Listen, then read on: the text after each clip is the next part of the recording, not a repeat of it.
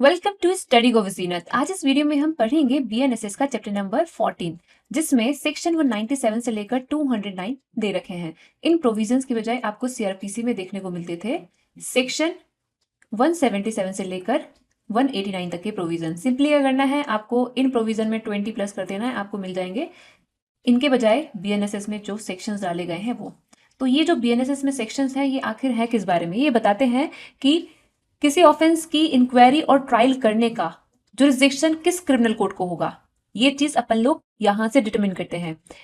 और यहां पर जो डिटरमिन हो रहा है जुरिस्डिक्शन, उसका एक्सेप्शन आप लोगों को देखने को मिलता है बीएनएसएस के चैप्टर नंबर 9 में, 10 में, 11 में, 33 में। तो आप ये चीज भी एक बार यहाँ पर चेक कर लेना जाके। ओके, और ये भी आपने ध्यान रखना है कि सेक्शन 508 क्या कहता है। ये कहता है कि अगर किसी कोर्ट ने इंक्वायरी और ट्रायल कंडक्ट करके कोई फाइंडिंग दी, सेंटेंस दिया या कोई ऑर्डर दिया और उस कोर्ट को जुरिस्डिक्शन नहीं था, तो इस सिर्फ और सिर्फ इस आधार पे वो finding, sentence, order set aside नहीं करवाया जाएगा जब तक कि इस एरर की वजह से एक्चुअल में फेलियर ऑफ जस्टिस ना हुआ हो। ओके, तो ये भी आपने यहां से लिंक कर लेना। तो इन सब बातों को ध्यान में रखते हुए हम पढ़ेंगे चैप्टर नंबर 14 बीएनएसएस का। अगर आप प्रिपेयर कर रहे हैं जुडिशियरी, एपीओ या किसी भी लॉ से रिलेटेड एग्जाम के लिए, और आपके एग्जाम में BNSS, BSA, BNS, TPA, CPC या कोई भी सब्जेक्ट जो लिस्ट में मेंशन है वो अगर पूछा जाता है, जिसके मैंने बनाए हुए हैं नोट्स, चाहे एमसीक्यू टाइप ऑफ क्वेश्चंस आते हों या फिर आते हों डिस्क्रिप्टिव टाइप के क्वेश्चंस, सब जगह जो नोट्स मैंने बनाए हुए हैं वो आपको हेल्प करने वाले हैं।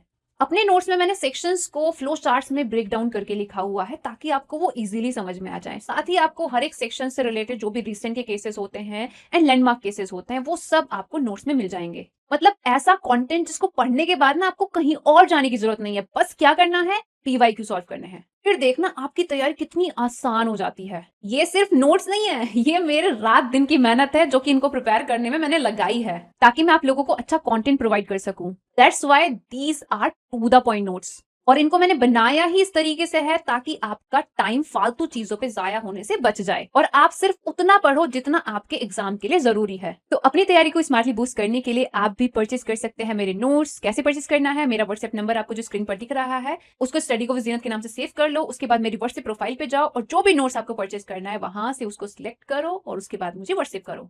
तो सबसे पहले हमारे पास आता है सेक्शन 197 बीएनएसएस का, जो कि जनरल रूल देता है। क्या जनरल रूल देता है?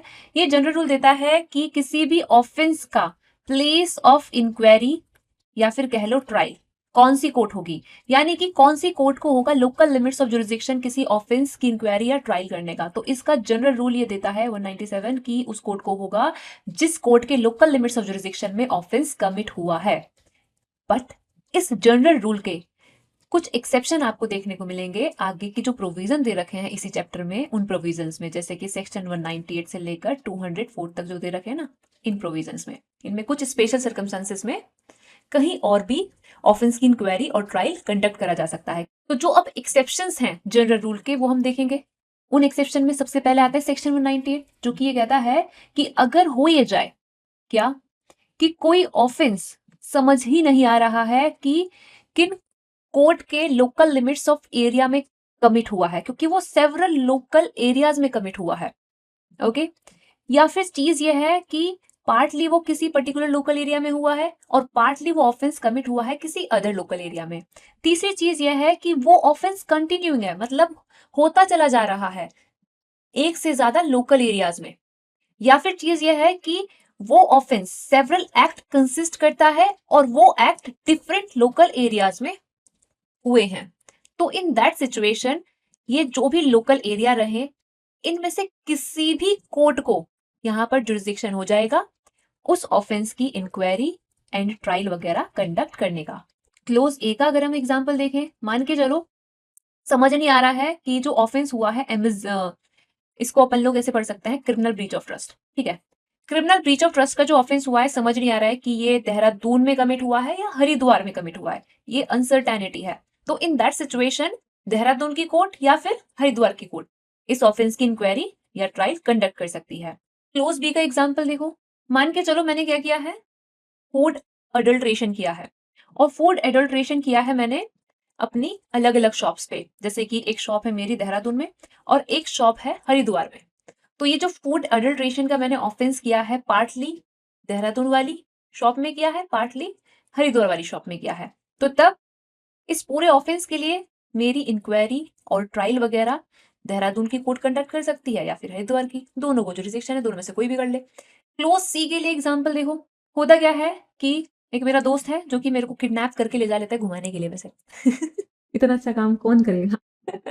ऐसा नहीं है, ऐसा नहीं है, ऐसा नहीं है, ऐसा नहीं है। एक्चुअल में किडनैप हुआ है मेरा देहरादून से और मुझे ले जाया गया है हरिद्वार, उसके बाद चमोली। मजे आ गए। चमोली तो मैं खुद ही जाना चाहती हूँ, वैली ऑफ फ्लावर देखना है। बट ऐसा नहीं है, एक्चुअल में किडनैप हुआ है, ठीक है। मुझे ले जाया गया देहरादून से हरिद्वार, फिर चमोली। तो यहाँ पे जो ऑफेंस है उसका इंक्वायरी और ट्रायल देहरादून की कोर्ट कंडक्ट कर सकती है या फिर हरिद्वार की कंडक्ट कर सकती है या फिर चमोली की, जिनका भी मन करे कोई भी कर सकती है कंडक्ट, मतलब सभी के जुरिसडिक्शन में आ रहा है ये ऑफेंस। क्लोज डी का एग्जाम्पल देखो, एक पर्सन है ए जिसने क्या किया है, जेड को 2 बार चाकू से मारा है देहरादून में, बट जो जेड है वो बच के ना निकल जाती है हरिद्वार बस करके। फिर जो ए है वो उसको ना वहां पर भी फॉलो करता है एंड फाइनली वो जेड को हरिद्वार में मार देता है। ओके, तो ये जो मर्डर वाला ऑफेंस हुआ है इसके लिए जो सेवरल एक्ट कमिट हुए, चाकू से मारा गया कहाँ पे, देहरादून में, एंड फाइनली किल करा गया हरिद्वार में। तो यहाँ पे देहरादून या हरिद्वार दोनों में से कोई भी कोर्ट कर सकती है इंक्वायरी और ट्रायल। ओके, दोनों को होगा जुरिसडिक्शन। अभी आगे मैं ये बताऊंगी भी कि अगर दोनों ही कोर्ट शुरू कर दे इंक्वायरी और ट्रायल फिर क्या होगा, वो भी अभी हम आगे देखेंगे। सेक्शन 199 क्या कह रहा है, ये कह रहा है कि अगर कोई एक्ट कमिट हुआ है कहीं पर और उसका इफेक्ट हुआ है कहीं पर, फॉर एग्जाम्पल जीनो को देहरादून में शूट किया जाता है बट उसको हॉस्पिटलाइज करा जाता है ले जाके हरिद्वार में और वहां पे होती है उसकी डेथ। तो शूटिंग का जो एक्ट किया गया वो किया गया देहरादून में और उसका इम्पैक्ट पड़ा कहाँ पे, हरिद्वार में। तो यही चीज कह रहा है कि देहरादून की कोर्ट या फिर हरिद्वार की कोर्ट, यहां पर दोनों को ही होगा जुरिसडिक्शन टू इंक्वायर और ट्राई दैट पर्टिकुलर ऑफेंस जो यहाँ पे कमिट हुआ है। ओके, तो ये हो गया सेक्शन 199। अभी आप ये क्वेश्चन जो यहाँ पर दे रखा है इसको सॉल्व करके देखना। सेक्शन 200 बीएनएसएस का ये कहता है कि अगर कोई एक्ट ऑफेंस है क्योंकि वो किसी ऐसे अनदर एक्ट से रिलेटेड है जो अपने आप में एक ऑफेंस है, यानी कि मान के चलो होता क्या है, जो ए है वो देहरादून में जेड को अबेट करता है थेफ्ट कमिट करने के लिए। अबेट करा, अबेट करना क्या है, एक ऑफेंस है। कहां पर पढ़ा है, सेक्शन 45 ऑफ बीएनएस में। ओके, जो चीज करने के लिए अबेट करा वो चीज क्या है, थेफ्ट, और थेफ्ट भी अपने आप में एक ऑफेंस है। ओके, थेफ्ट कमिट कहां पर किया जा रहा है, बॉडी में, अबेटमेंट के कंसीक्वेंस में।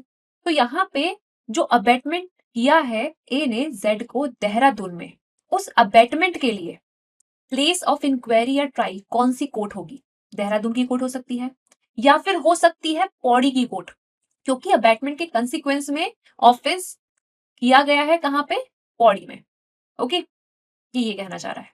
दूसरा पॉइंट जो है यहाँ पे वो ये कह रहा है फर्क नहीं पड़ता है कि जो अबेटमेंट के कंसीक्वेंस में ऑफेंस करने वाला पर्सन है यानी कि जेड, वो कैपेबल है ऑफेंस को कमिट करने के लिए या नहीं, उससे फर्क नहीं पड़ता है। तब भी वो चीज जो थेफ्ट वाला offence in consequence of abetment किया जा रहा है वो रहेगा ऑफेंस ही, सिर्फ जो जेड है उसकी लायबिलिटी नहीं बनेगी, अबेटर की तो बनेगी ना। सेक्शन 201 ये बता रहा है कुछ ऑफेंसेस के लिए अलग से कि क्या प्लेस ऑफ ट्रायल होगा, स्पेसिफिकली अलग से बता रहा है।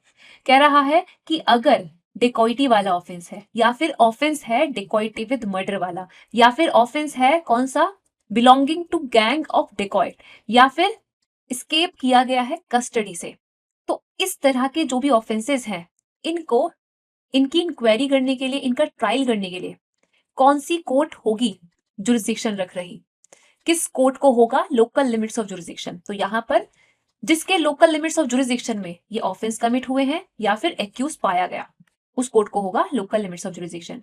दूसरा कह रहे हैं किडनैपिंग या अबडक्शन वाला जो ऑफेंस है उसमें कौन सा होगा, उसमें प्लेस ऑफ इंक्वायरी और ट्रायल कौन सी कोर्ट रखेगी। तो इसके लिए कह रहे हैं जिस कोर्ट के लोकल लिमिट्स ऑफ जुरिसडिक्शन में पर्सन को किडनैप किया गया या अबडक्ट किया गया, फिर उसके बाद उसको ले जाया गया जिसके भी लोकल लिमिट्स ऑफ जुरिसडिक्शन में, फिर उसके बाद जिसके भी लोकल लिमिट्स ऑफ जुरिस्डिक्शन में उसको छुपा के रखा गया, फिर उसके बाद जिसके भी लोकल लिमिट्स ऑफ जुरिस्डिक्शन में उसको डिटेन किया गया। ओके, नेक्स्ट पॉइंट ये कह रहा है कि अगर ऑफेंस है थेफ्ट वाला या एक्सटोर्शन वाला या रॉबरी वाला, तो तब जिसके लोकल लिमिट्स ऑफ जुरिस्डिक्शन में ये ऑफेंस कमिट हुआ या फिर स्टॉलन प्रॉपर्टी जो कि इस ऑफेंस का सब्जेक्ट है, ऑफेंस को कमिट करने वाले पर्सन के द्वारा पजेस करी गई जिस जगह पे जिसके लोकल लिमिट्स ऑफ जुरिस्डिक्शन में, या फिर किसी और पर्सन के द्वारा रिसीव करी गई या रिटेन करी गई, ये जानते हुए या ये रीजन टू बिलीव रखते हुए कि वो जो प्रॉपर्टी रिसीव कर रहा है, रिटेन कर रहा है, वो स्टोलन प्रॉपर्टी है। ओके, तो ऐसे पर्सन के द्वारा जिसने इस तरीके से रिसीव रिटेन करी प्रॉपर्टी, जहां जिस भी कोर्ट के लोकल लिमिट्स ऑफ जुरिस्डिक्शन में वो उसने पजेस करी हुई है, ओके, उस कोर्ट को भी होगा local limits of jurisdiction. Next point है, अगर हम बात करें क्रिमिनल मिस एप्रोप्रिएशन या फिर क्रिमिनल ब्रीच ऑफ ट्रस्ट वाले ऑफेंस की, तो ऐसे ऑफेंस में भी पहली चीज यही है कि जिस कोर्ट के लोकल लिमिट्स ऑफ जुरिस्डिक्शन में ऑफेंस कमिट हुआ उसको होगा जुरिस्डिक्शन। नेक्स्ट पॉइंट है, जो प्रॉपर्टी इस ऑफेंस का सब्जेक्ट है, उस प्रॉपर्टी का कोई भी पार्ट जिस भी कोर्ट के लोकल लिमिट्स ऑफ जुरिस्डिक्शन में रिसीव किया गया, रिटेन किया गया, या फिर किसके द्वारा रिटेन किया गया, रिसीव किया गया, एक्यूज पर्सन के द्वारा, या फिर उसका वापस किया जाना या उसके बारे में अकाउंट दिया जाना, मतलब उसका लेखा दिया जाना रिक्वायर किया गया बाय द एक्यूज, तो जिसके भी लोकल लिमिट्स ऑफ जुरिस्डिक्शन में इनमें से कोई भी चीजें करी गई, उस कोर्ट को होगा जुरिस्डिक्शन इंक्वायरी करने का, ट्रायल करने का। फिफ्थ पॉइंट क्या कह रहा है, ये कह रहा है कि अगर कोई ऑफेंस ऐसा है जिसमें स्टोलन प्रॉपर्टी का पोजेशन इंक्लूड होता है, तो तब उस ऑफेंस को ट्राई करने का, उसकी इंक्वायरी करने का किस कोर्ट को होगा, लोकल लिमिट्स ऑफ जुरिस्डिक्शन। तो इसके लिए कह रहा है कि जिसके लोकल लिमिट्स ऑफ जुरिस्डिक्शन में ऑफेंस कमिट हुआ या फिर स्टोलन प्रॉपर्टी पोजेस करी गई, किसके द्वारा, किसी ऐसे पर्सन के द्वारा जिसने उस प्रॉपर्टी को रिसीव किया था या रिटेन किया था, ये जानते हुए या ये रीजन टू बिलीव रखते हुए कि ये जो रिटेन कर रहा है, रिसीव कर रहा है प्रॉपर्टी, ये स्टोलन प्रॉपर्टी है। ओके, सेक्शन 202 तीन चीजें बता रहा है, वैसे तो लगेंगी दो ही चीजें पर हैं तीन चीजें, ठीक है। क्या कह रहा है, ये कह रहा है कि कोई ऑफेंस अगर इंक्लूड करता है चीटिंग वाला ऑफेंस, ओके, और चीटिंग वाले ऑफेंस में जो डिसेप्शन किया गया है वो किया गया है कैसे, इलेक्ट्रॉनिक कम्युनिकेशन के जरिए या लेटर्स के जरिए या फिर टेली कम्युनिकेशन मैसेजेस के जरिए। ओके, यहाँ पे जो इलेक्ट्रॉनिक कम्युनिकेशन है ये अभी ऐड हुआ है, ठीक है, न्यूली। तो जिस भी कोर्ट के लोकल लिमिट्स ऑफ जुरिस्डिक्शन में वो इलेक्ट्रॉनिक कम्युनिकेशन, लेटर या मैसेज भेजे गए या फिर रिसीव किए गए, उस कोर्ट को होगा जुरिस्डिक्शन। दूसरी चीज ये कह रहे हैं कि अगर कोई ऑफेंस है चीटिंग वाला और उसमें डिसऑनेस्टली इंड्यूस किया गया है प्रॉपर्टी डिलीवर करने के लिए, तो तब प्रॉपर्टी डिसीव्ड पर्सन के द्वारा जहां पर डिलीवर करी गई या फिर जहां पर एक्यूज पर्सन के द्वारा उस प्रॉपर्टी को रिसीव किया गया, दोनों में से कोई भी जगह पर जो रखती है local limits of jurisdiction court, उसको होगा यहां पर ऐसे ऑफेंस की इंक्वायरी या ट्रायल करने का जुरिस्डिक्शन।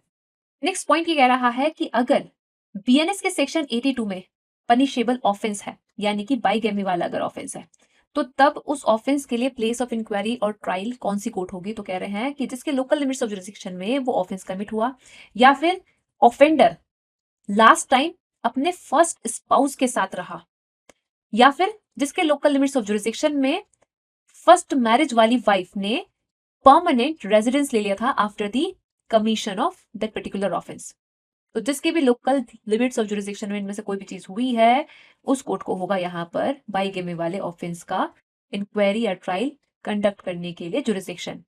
सेक्शन 203 बीएनएसएस का ये बताता है कि अगर आप यात्रा कर रहे हो, जर्नी में हो आप, लाइक आप ट्रेन से जा रहे हो, आप बस से जा रहे हो, आप किसी भी गाड़ी से जा रहे हो, या फिर आप वॉयेज बोले तो जल यात्रा कर रहे हो, लाइक नदी से जा रहे हो, रिवर से जा रहे हो, नाव में बैठ के, उस दौरान अगर आपके साथ ऑफेंस कमिट हो जाए, तो ऐसे ऑफेंस का प्लेस ऑफ इंक्वायरी और ट्रायल कौन सी कोर्ट होगी, तो इसके लिए सबसे पहले कहता है कि जिस पर्सन ने ऑफेंस कमिट किया या जिसके अगेंस्ट ऑफेंस कमिट हुआ, वो हुआ है कब, जब वो थे जर्नी में, जब वो थे जल यात्रा में, या जिस चीज के संबंध में ऑफेंस कमिट हुआ वो कब हुआ, जब वो थी यात्रा में या जल यात्रा में।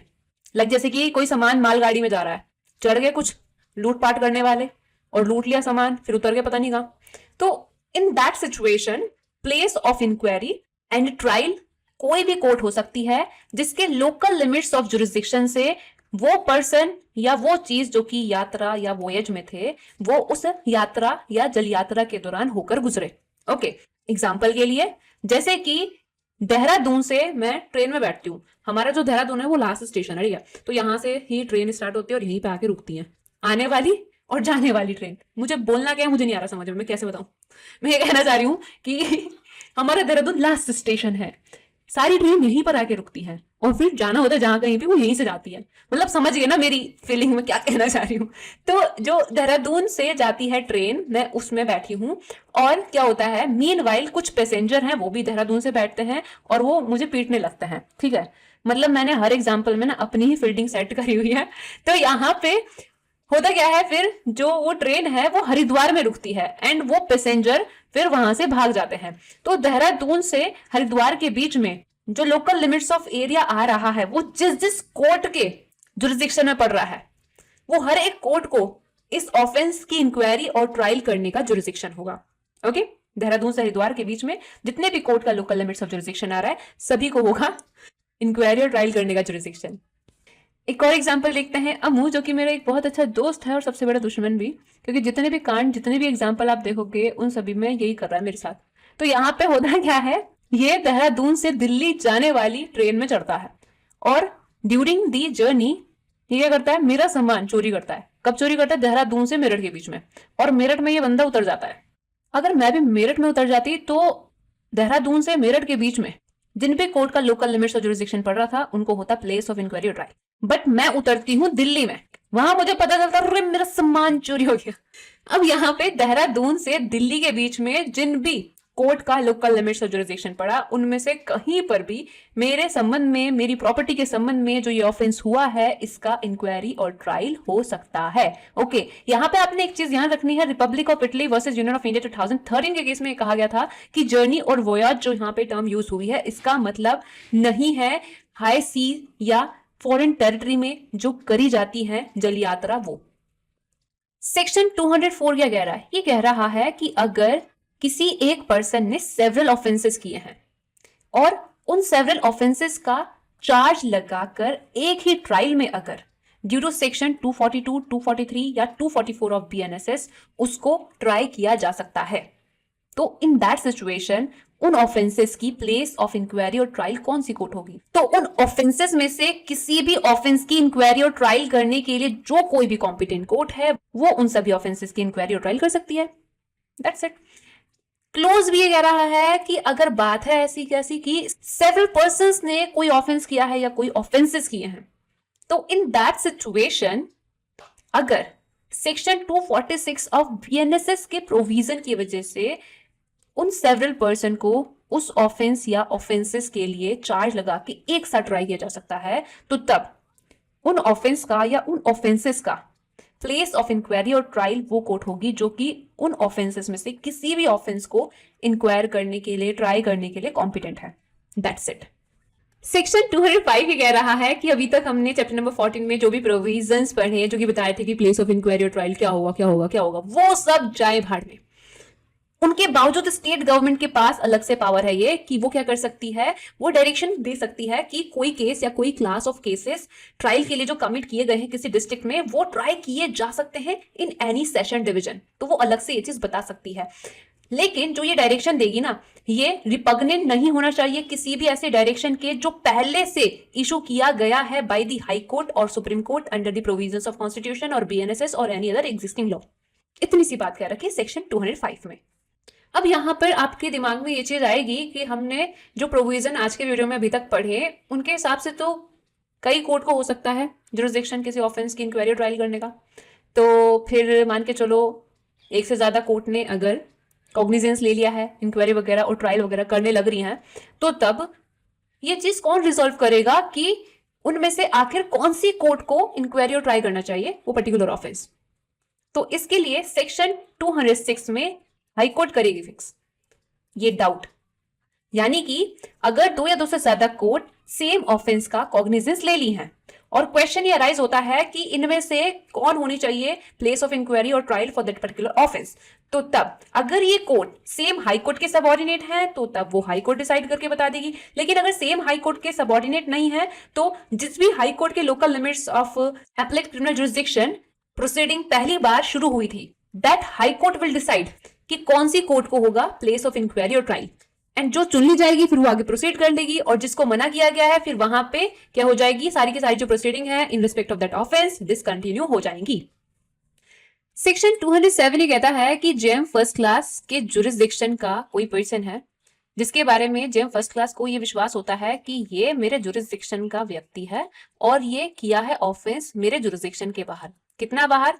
लाइक मेरे जुरिसडिक्शन के बाहर इंडिया में कहीं पर भी, या फिर इवन इंडिया के बाहर किया है, जिसको ना मैं लोकली नहीं कर सकता हूं try under the provisions of section 197 to 205 of BNSS और any other existing law, but किसी एग्जिस्टिंग लॉ की वजह से उसको इंडिया में ट्राई किया जा सकता है।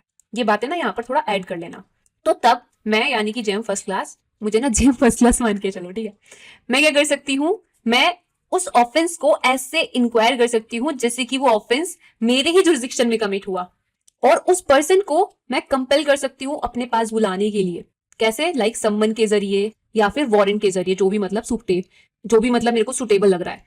एंड फिर जैसे वो आएगा मैं उसको भेज सकती हूँ जो भी कॉम्पिटेंट मजिस्ट्रेट रहेगा उसके ऑफेंस के इंक्वायरी और ट्रायल करने के लिए उसके पास। अगर offence death sentence imprisonment for life से पनिशेबल नहीं है तो इन दैट सिचुएशन अगर वो पर्सन बेल देने के लिए तैयार है तो मैं क्या कर सकती हूँ, उससे बॉन्ड या बेल बॉन्ड, यहाँ पर बेल बॉन्ड भी ऐड कर लेना, ठीक है, उसकी अपीयरेंस के लिए एग्जीक्यूट करा के, कहाँ पे, जिस भी कॉम्पिटेंट मजिस्ट्रेट के समक्ष उसको कल के दिन अपीयर होना रहेगा उसके समक्ष अपीयर होने के लिए उससे बॉन्ड या बेल बॉन्ड एग्जीक्यूट करा के उसको बेल पर रिलीज कर सकती हूँ। सब सेक्शन 2 ये कहता है कि अगर मल्टीपल मजिस्ट्रेट को जुरिसडिक्शन है, समझ ही नहीं आ रहा है कि उस पर्सन को आखिर किसके समक्ष अपीयर होना चाहिए, तो तब इस चीज को रेफर करा जाएगा हाई कोर्ट के पास, फिर हाई कोर्ट डिसाइड करके बताएगा कि आगे होना क्या है। तो इतनी सी बात है सेक्शन 207 में। बीएनएसएस में जो अगला सेक्शन दे रखा है सेक्शन 208, इसको आप रिलेट करना बीएनएस में जो दे रखा है सेक्शन 1 सब सेक्शन 5। तो ये क्या कहता है सेक्शन 208? ये कह रहा है कि अगर इंडिया का कोई सिटीजन इंडिया के बाहर ऑफेंस कमिट करता है, चाहे हाई सीज पर करा है या कहीं पर भी किया है, बट किया है इंडिया से बाहर, तो तब इंडिया का वो सिटीजन। वहीं अगर कोई नॉन सिटीजन इंडिया के बाहर ऑफेंस कमिट करता है किसी भी शिप या एयरक्राफ्ट में जो कि इंडिया में रजिस्टर्ड है, तो तब ये नॉन सिटीजन ऐसे डील किया जा सकता है in respect of that offence जैसे कि उसने वो किया हो इंडिया में कहीं पर भी, और फिर जहां कहीं भी वो पाया जाता है इंडिया में या जहां कहीं भी उसका वो ऑफेंस रजिस्टर किया गया है वहां उसको धर दबोच लिया जाएगा, वहां उसका इंक्वायरी और ट्रायल किया जा सकेगा। बट ध्यान ये रखना है कि उसका इंक्वायरी और ट्रायल करने से पहले क्या करना पड़ेगा, प्रीवियस सैंक्शन लेनी पड़ेगी सेंट्रल गवर्नमेंट की।